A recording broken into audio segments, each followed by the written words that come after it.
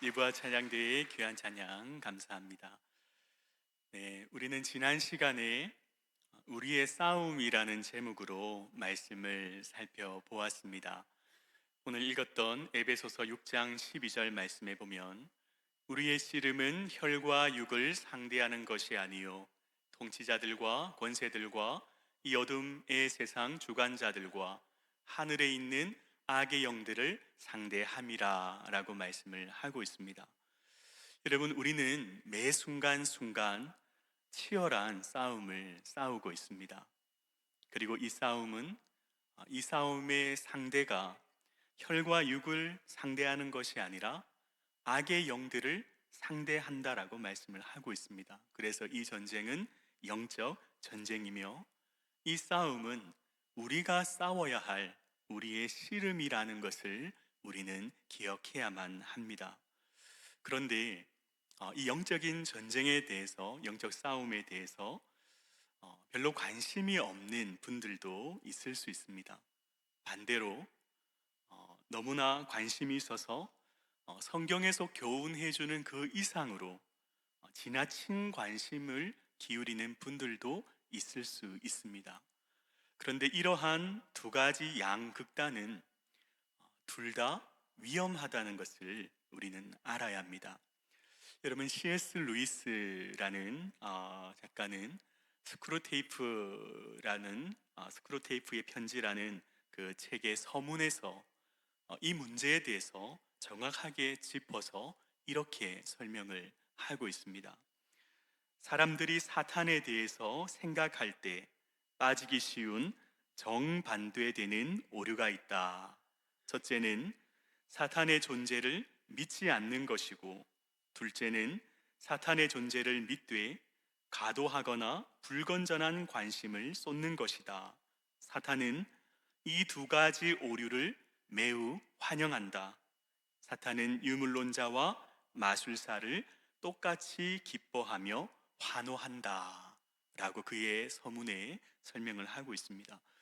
여러분, 이 설명처럼 우리가 사단의 존재를 믿지 않거나 혹은 이 영적인 전쟁에 대해서 무관심하다면 사탄은 기뻐하고 환호한다라는 것입니다. 왜냐하면 이러한 생각은 성경적인 세계관과 충돌하는 생각이기 때문입니다. 성경은 분명히 우리가 싸워야 할 영적인 대상이 있고 대적이 있고, 이 영적인 전쟁은 우리가 싸워야 할 영적인 싸움이다라고 분명히 말씀을 하고 있기 때문입니다. 만약에 영적인 전쟁에 관심이 없다고 해서 사탄이 우리를 가만히 내버려 두거나 우리를 떠나지는 않는다라는 것을 우리는 알아야 합니다. 반대로 사탄의 존재를 과도하게 믿어서 불건전한 관심을 쏟는 것도 사탄은 기뻐하며 환호합니다. 왜냐하면 이런 관심은 비성경적인 가르침에 빠질 수 있습니다. 그래서 사탄에 대해서 너무 오해하거나 과장되게, 그래서 두려움에 빠질 수가 있기 때문입니다. 여러분, 사탄은 우리가 두려워하는 것을 가장 기뻐합니다. 그래서 복음주의 신학자 F.F. 브루스는 영적인 전쟁에 대해서 이렇게 권면을 하고 있습니다. 사탄의 관계의 본질을 미리 알고 있어야만 그에 맞설 준비를 갖출 수 있다. 그러니까 사탄의 계략을 물리치기 위해서는, 이 영적인 전쟁에서 승리하기 위해서는 먼저 사탄이 누구인지, 우리의 대적에 대해서 알아야 하고, 그 관계에 대해서 알아야 그에 맞설 준비를 할 수 있다라고 설명을 하고 있습니다. 그러나 그렇다고 해서 사탄에 대해서 깊이 연구할 필요는 없습니다. 아까 앞에서 이야기했던 것처럼 오히려 너무 깊이 빠져버리게 되면 잘못된 정보를 통해서 사탄에 대해서 오해하거나 두려움에 빠질 수 있기 때문에, 그래서 우리는 성경에서, 이 말씀에서 우리의 대적에 대해서 뭐라고 말씀하시는가, 우리의 대적에 대해서 이 성경을 통해서 살펴보려고 합니다. 첫 번째는 우리의 대적의 이름은 사마귀입니다. 그러면 사마귀가 무엇일까요? 사마귀는 사탄, 마귀, 귀신의 줄임말입니다. 그래서 우리 대적의 이름은 사마귀입니다. 여러분, 사탄이라는 이름은 히브리어를 그대로 발음한 단어입니다.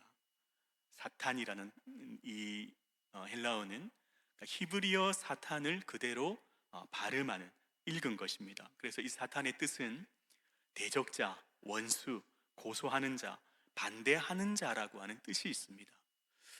그러면 마귀라는 이 이름은 무엇인가? 이 마귀는요, 그러니까 히브리어 사탄을 헬라어로 번역하면 디아볼로스라는 헬라어로 번역을 할 수 있습니다. 이 디아볼로스가 바로 마귀입니다. 이 마귀의 뜻은 비방자, 중상하는 자라는 의미가 있습니다. 그러니까 히브리어로는 사탄이라고 부르고 헬라어로는 마귀, 디아블로스라고 부르는 겁니다. 그래서 예수님께서 그 사단에게 시험 받으시는 그 장면에 보면 마태복음 4장 1절 말씀에는 마귀에게 시험을 받으러 광야에 가사라고 이렇게 기록을 하면서 예수님께서 그 마귀를 물리치실 때 뭐라고 말씀을 하고 있냐면 사탄아 물러가라, 그렇게 말씀을 하시는 이 장면을 통해서 사탄과 마귀가 같은 이름이라는 것을 우리는 발견할 수 있습니다. 그러면 귀신이라는 이 이름은 무엇인가? 귀신은 헬라어로 다이몬이라는 단어를 사용합니다. 이 다이몬이라는 단어에서 우리 영어에서 자주 쓰는 데몬이라는 악령이라는 그 단어가 유래되었습니다. 여러분, 성경에 보면 사탄이나 마귀는 단수형으로 씁니다. 그런데 이 귀신은 항상 복수형으로 사용이 됩니다. 마태복음 25장 41절 말씀에 보면 예수님께서 마귀와 그의 사자들, 이 귀신을 사자들이라고 복수형으로 사용을 하십니다. 또 요한계시록 12장 9절 말씀에도 그의 사자들도 그와 함께 내쫓기니라. 그러니까 귀신을 그의 사자들 복수형으로 쓰면서 그와 함께 내쫓기니라. 여기서 그는 사탄 마귀겠죠. 그러니까 마귀와 함께 내쫓긴 그의 사자들이라고 표현을 하고 있습니다. 그러니까 귀신이라는 것은 사탄과 함께 쫓겨났던 타락한 천사들을 일컫는 말이라는 것을 우리는 알 수 있습니다. 그래서 사마귀, 사탄, 마귀, 귀신을 우리는 구분할 수 있어야 됩니다. 그러면 우리가 흔히 루시퍼라는 말도 한 번씩 사용하지 않습니까? 이 루시퍼라는 말은 어디에서 유래되었는가? 여러분, 이사야서 14장에 보면 계명성, 그러니까 금성이라는 단어가 등장을 하는데요. 이 이사야서 14장의 내용은 교만한 바벨론 왕이 하늘의 별처럼 높아지려다가 하나님의 심판을 받아 땅에 떨어지는 그 모습을 계명성으로 이렇게 빗대어서 표현을 하고 있습니다. 그런데 중세시대 이후부터 교회의 전통, 기독교 전통에서는 이 이사야서 14장을 타락한 천사장에 대한 예언으로 이렇게 해석하려는 경향이 있었습니다. 그래서 이 계명성, 금성이라는 이 단어는 타락한 천사장을 이제 의미하는 단어로 사용이 된 것이죠. 그래서 이 계명성이 히브리어로 헤렐이라는 단어를 사용하고 있는데, 이 헤렐이라는 단어를 히브리어를 헬라어로 번역한 70인역에서는 오스포로스라는 단어를 사용합니다. 그리고 이 70인역을 라틴어로 번역한 불가타 성경에서 루키페르라는 단어로 번역을 합니다.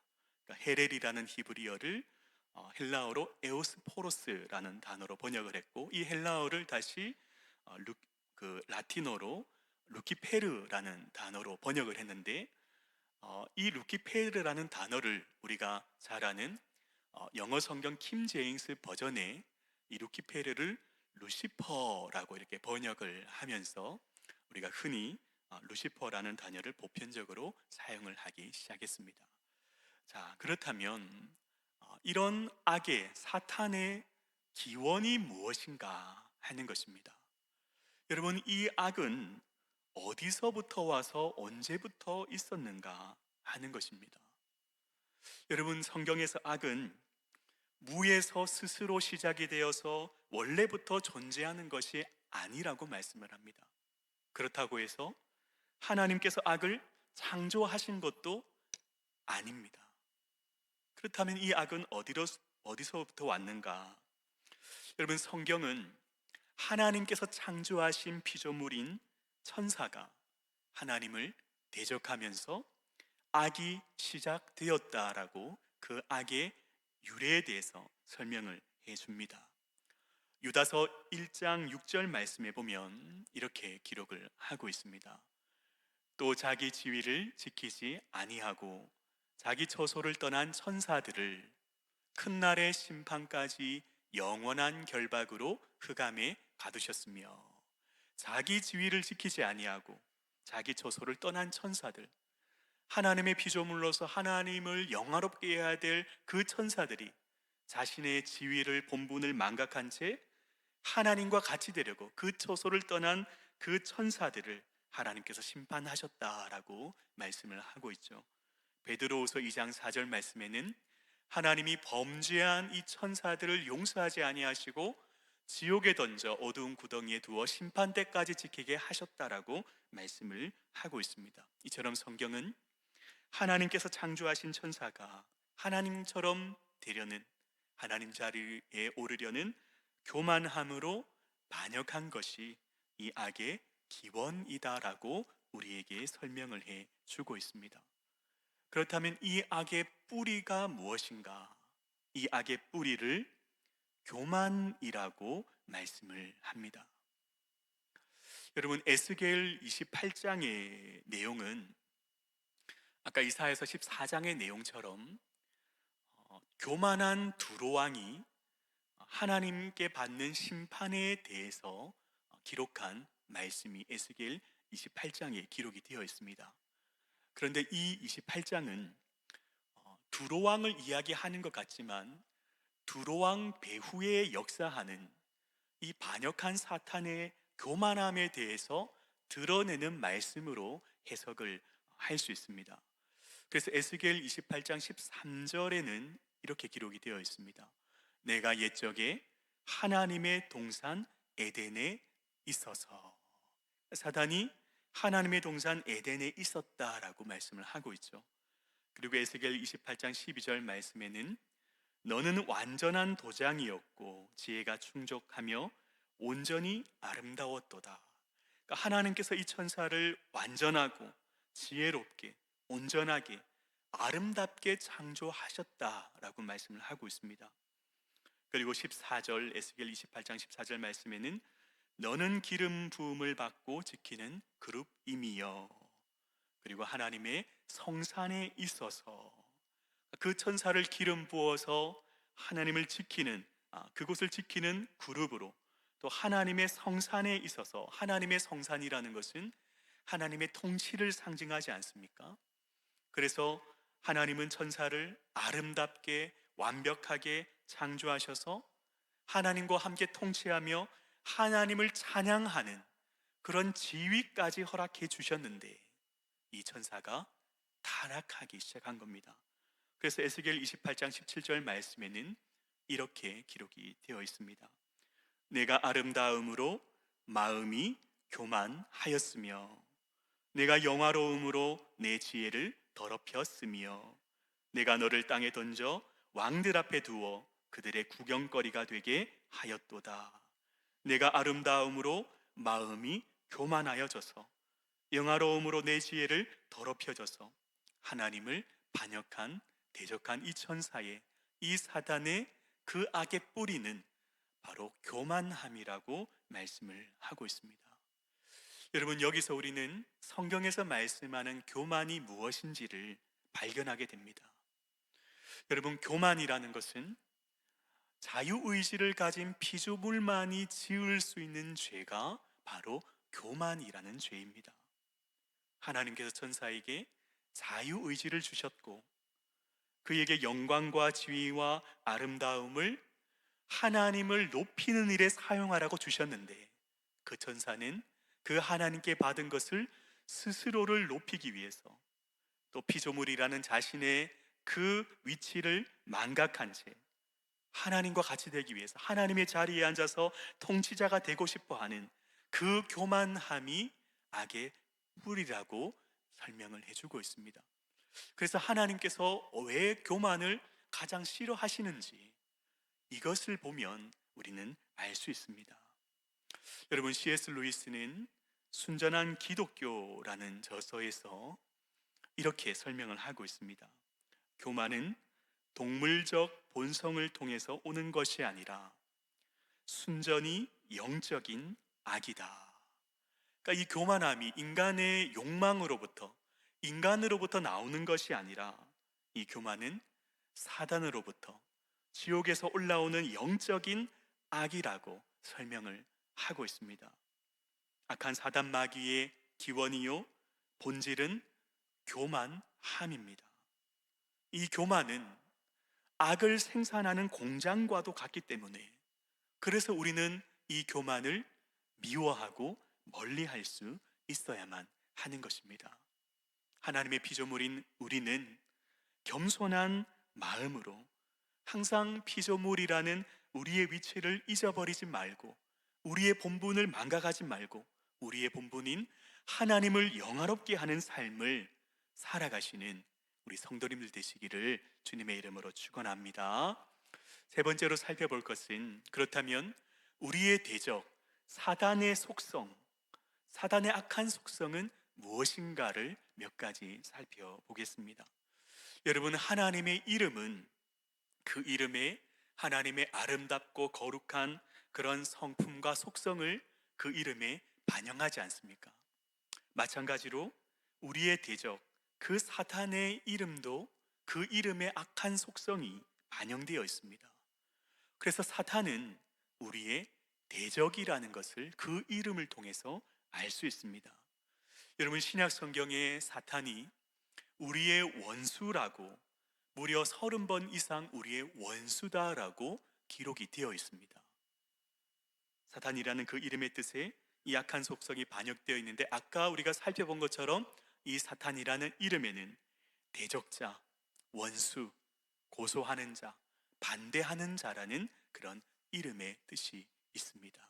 사탄은 우리의 원수이고 대적입니다. 두 번째로, 사탄은 영적인 존재이며 인격체입니다. 여러분, 사탄은 영적인 존재이기 때문에 우리 눈에 보이지 않죠. 그리고 사탄은 생각할 수 있고 들을 수 있고 의사소통할 수 있는, 경험하고 행동하고 반응할 수 있는 인격체이기 때문에 사람과도 교제할 수가 있습니다.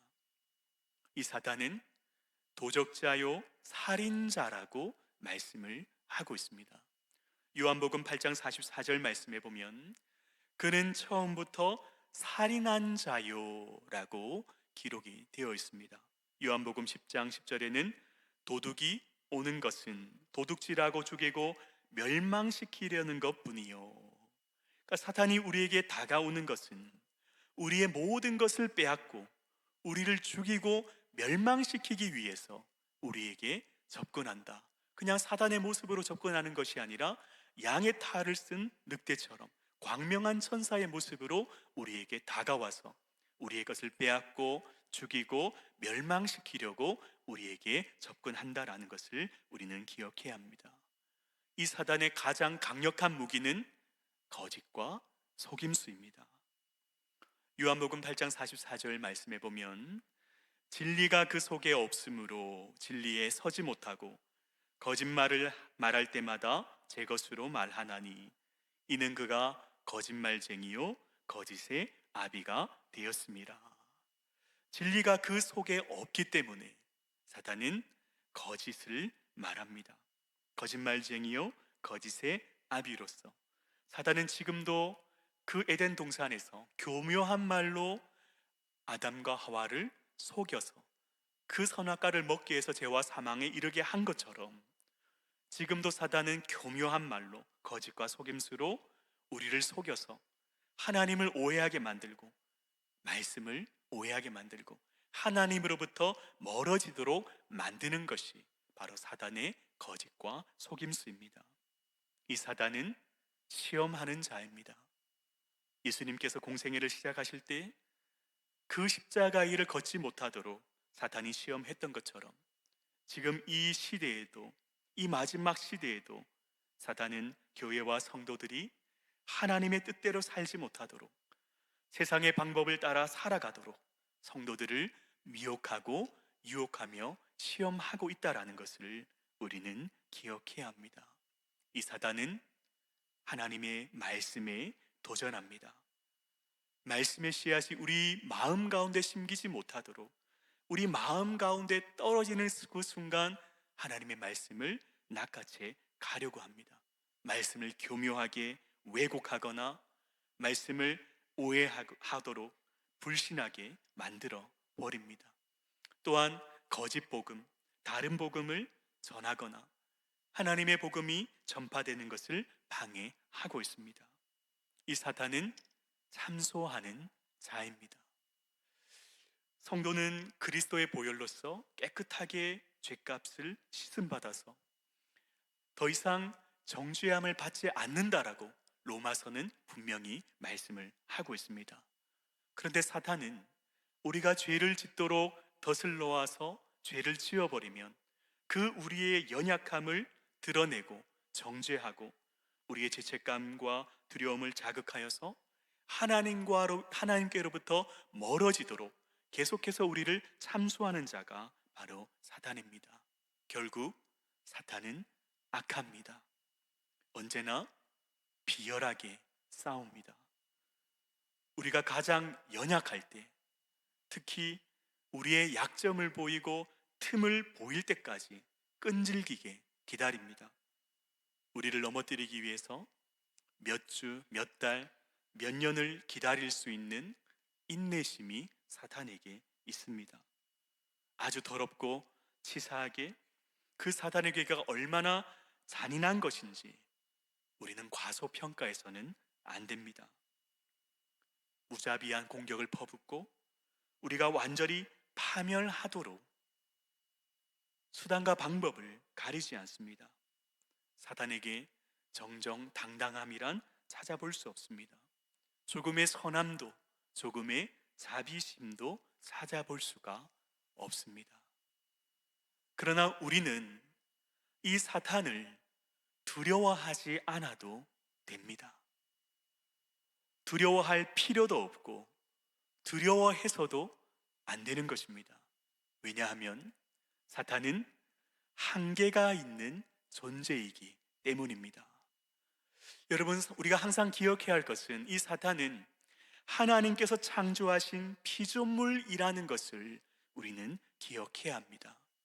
그래서 사탄은 전능하지 않습니다. 사탄은 무소부재하지 않습니다. 사탄은 모든 것을 알지 못합니다.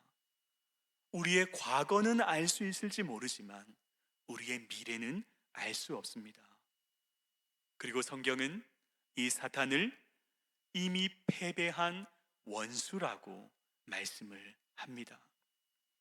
사단이 인간보다 강하고 능력이 있지만 그러나 우리가 믿는 예수님은 죄와 사망의 권세를 이기시고 부활하셔서 그 사단의 머리를 밟아 이미 완전히 승리하셨음을 우리는 믿습니다. 우리가 그 주님 안에서 그 힘의 능력으로 강건해지고 하나님께서 우리에게 주신 그 전신갑주를 취할 때에 성경은 이 마귀의 관계를 능히 대적할 수 있고 승리할 수 있다라고 분명히 말씀을 하고 있습니다. 이 말씀을 믿으시고 주 안에서 그 힘의 능력으로 강건하여져서 이미 패배한 원수 앞에 두려워하거나 떨지 마시고 하나님의 전신갑주를 취하시고 그 마귀의 관계에 능히 대적하고 승리하시는 성도님들 되시기를 주님의 이름으로 축원합니다. 여러분, 사단의 운명은 이미 결정이 되었습니다. 물론 예수님 다시 오실 때까지 사단은 발버둥칩니다. 교회와 성도들을 가만히 내버려 두지 않으려고 하기 때문에 주님 다시 오실 때까지 우리가 싸워야 할 이 영적인 전쟁은 멈추지 않습니다. 그러나 하나님께서는 이미 최후의 승리를 우리에게 약속해 주셨습니다.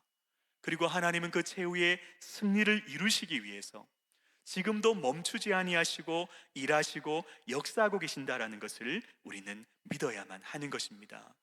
하나님은 언약을 반드시 성취하시는 분이십니다. 최후 승리를 약속하신 그 하나님께서 우리에게 이 최후 승리를 얻게 하실 것을 믿으시기를 소망합니다. 여러분, 결국 사탄은 하나님의 권위 아래에 있는 피조물일 뿐입니다. 욥기서에 보면 사단이 욥을 시험할 때에 하나님께 허락받는 장면이 나오지 않습니까? 하나님께서 허락하실 때 비로소 사단이 욥을 시험했습니다. 그리고 또한 욥을 괴롭게 할 수 있는 범위를 하나님께서는 제한을 해 주셨습니다. 그의 목숨은 건들지 말고. 여러분, 이런 것을 보면 사탄은 하나님의 권위 아래에 있는 피조물일 뿐입니다. 우리는 날마다 이 영적인 전쟁 가운데서 우리를 넘어뜨리려고 하는 사단의 계략에 맞서서 싸워야만 합니다. 하지만 인간에게서 나오는 그 어떤 것으로도 이 영적인 전쟁에서 승리할 수 없다라는 것을 우리는 기억해야 합니다. 우리가 아무리 힘이 있고 우리가 아무리 많이 배우고 돈이 있고 권력이 있어도 우리의 힘과 지식과 노력으로 이 영적인 전쟁에 참전하면 우리는 패배할 수밖에 없습니다. 그래서 오늘 읽었던 에베소서 6장 10절 11절 말씀은 우리에게 이렇게 말씀을 하고 있습니다. 끝으로 같이 한번 읽겠습니다. 끝으로 너희가 주 안에서와 그 힘의 능력으로 강건하여지고 마귀의 관계를 능히 대적하기 위하여 하나님의 전신 갑주를 입으라. 아멘. 사랑하는 성도님 여러분, 이 말씀을 굳게 붙드시고 주 안에서 그의 힘의 능력으로 강건하여져서 이 마귀의 관계에 능히 대적하기 위해서 하나님의 전신갑주를 취하시는, 그래서 반드시 승리를 경험하시는 우리 성도님들 되시기를 주님의 이름으로 축원합니다. 사랑하는 성도님 여러분, 하늘과 땅의 모든 권세를 가지신 그 주님은 세상 끝날까지 우리와 항상 함께 하신다고 약속을 하셨습니다. 이번 남은 한 주간도 하늘과 땅의 모든 권세를 가지신 그 주님 안에서 매 순간순간 이 영적인 전쟁 가운데서 그분의 힘과 능력으로 강건하여져서 우리를 공격하려는 그 마귀의 관계를 분별하시고 능히 대적할 수 있기를 소망합니다. 매 순간 우리의 삶 속에서 일어나는 이 치열한 영적인 전쟁 가운데서 승리하시는 주님의 군사가 되시기를 주님의 이름으로 축원합니다.